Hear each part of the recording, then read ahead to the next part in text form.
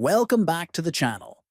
If you're someone who uses Waze for navigation and wants to keep it visible even while taking a phone call or switching apps, you're in the right place. In this video, I'll show you exactly how to turn on the Keep Waze on Top feature on your phone. First, open the Waze app on your mobile device. Next, look at the top left corner of the screen and tap on three horizontal lines. Then, scroll through the menu and tap on the Settings option. After that, in the Settings menu, tap on the General option. Finally, look for the setting called Keep Waze on Top. It might be turned off by default. Tap the switch to turn it on.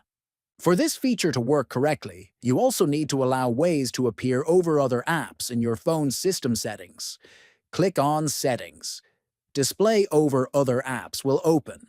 Find Waze app, and enable the setting that allows Waze to draw over other apps. Once enabled, Waze will stay visible on your screen, even when you're on a phone call. This ensures you never miss a turn or important navigation update while multitasking. And that's it. You've successfully turned on the Keep Waze on Top feature.